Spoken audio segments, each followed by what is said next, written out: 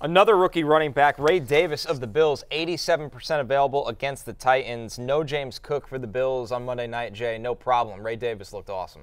I'm going to make a prediction. I think Ray Davis takes over this backfield. I think. Really? Whoa! Yeah, I think that's crazy talk. No, Nate Tice was talking on Twitter about how Ray Davis is a better fit for this rushing offense than James Cook. He's more downhill. Yeah, he is more downhill, and I think that they just found a bit more of an identity with him. Like, James Cook is great, but James Cook was like the 63rd pick in the draft. It's not like they spent a pick like Bijan Robinson in the top 10. So I think there is a chance, not necessarily that he usurps Cook entirely, but I think he's going to be a part of this offense going forward.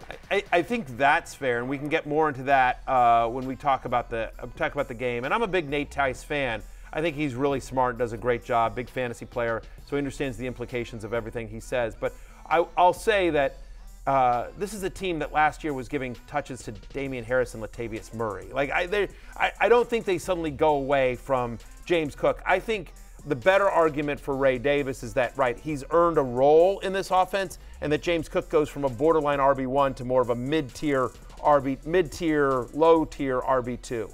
You know, less of a guy that's like you're ranking in the top 10 to 12 every week to more of a guy you're ranking in the top 15 to 20 depending on matchup here. Because Davis, it certainly they'll take one of the pro James Cook arguments this year. One of the nice storylines has been that he's been getting a lot of the goal line and red zone work, and I think you could see Ray Davis certainly eating into that.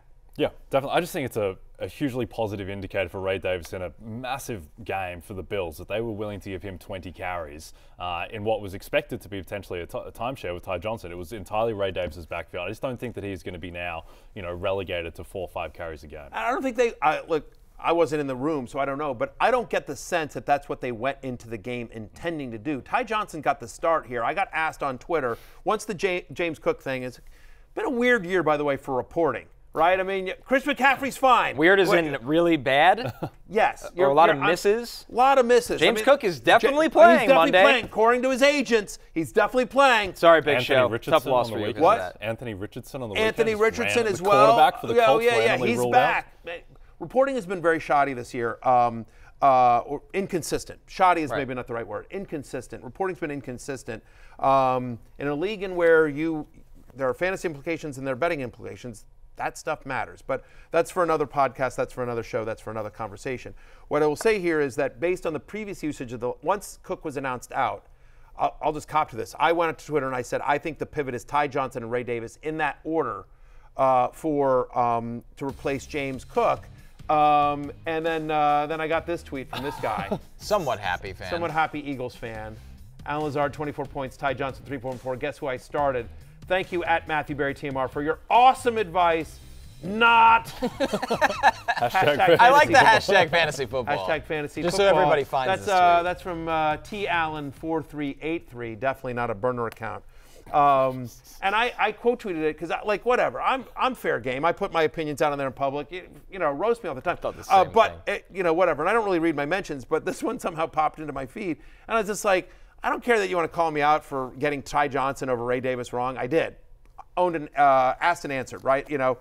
Ty Johnson had gotten – I had heard that Ty Johnson, they trust him a lot more in pass pro, and in the previous 3 games, he'd played basically like double the snaps to Ray Davis. So that's how I went with Ty Johnson. And Ty Johnson got the first carry. He got the start. But Ray Davis just got hot. He caught that long pass. He caught the long pass on the broken play, the off-schedule play from Josh Allen, and it just sort of felt like Ray Davis was just red hot from that point forward, and they just kept feeding the hot hand. So I don't know that they went in with that intention. But I'm just going to say this to T Allen 4383. Somewhat happy Eagles fan. Somewhat happy Eagles fan. How dare you use a not joke? My first recollection of the not joke was the Wayne's World Saturday Night Live sketches, which was in the early 90s. I mean, it's almost over 30 years ago. But we had Big Show, because this is what we do on our show. This is what we do on our, we make Big Show, our show researcher, look up this dumb crap. And so Big Show looked it up, and apparently there was a not joke in the 1800s. 1800s. Yes, seriously. Right. During the Civil War. Yeah, I mean, it was like unbelievable. I mean, you know, like I'm trying to look up the where the it's actually the note Fyodor here. Dostoevsky. The Princeton Tiger in 1893. Sorry, thank you, Pete got in my ear. The Princeton Tiger. There was a not joke in the Princeton Tiger in 1893 years ago. So So there you go, Eagles fans. Like, you're screaming at Nick Sirianni and you're making jokes that are 131 years old. I don't care that you come at me. Just come at me with some A material, even B material. For the love of God, you know what that is? It's a 3-2 joke. It's a third place in the NFC East kind of joke. That's what you guys are. There you go. It's your own coach yelling at your own fans level Kind of joke. I mean, that's what it is. That's where you guys are at. Your coach is yelling at the fans, everything like that. You guys. Ready for the end of the Sirianni era, to be honest. I think everyone in Philadelphia is too. Yeah. They're ready for it too. 100%. Pretty brutal. Hey, Nick Sirianni, you're coming back as coach next year. Not. Hello. Thank you, comedy. Oh, my God. Save that, It's embarrassing. Pete. It'll be good one day. That guy deserved to lose his fantasy matchup. Because, by the way, I didn't tell him to bench him over Lazard. I just said Ty Johnson, if you're pivoting at running back. Lazard was a weird throw-in. That was a weird throw-in. You would have. I don't know that I would have, actually. I don't know that I would have. Just because, listen, Lazard got the Hail Mary is just so fluky, right? You know what I mean? That's still Al Lazard. I don't think we would be starting him over the Bills' theoretical starting running back. I don't know. I honestly don't. I'll be honest. Like, I would be honest because I'm owning my call here. But I don't know that what I would have said there because I knew it was, huh? I would have. Would have? I would have gone with Ty Johnson over Al Lazard. Yeah, that's all right. What I probably would have said, be honest with you, I probably would have said, and then we'll move on.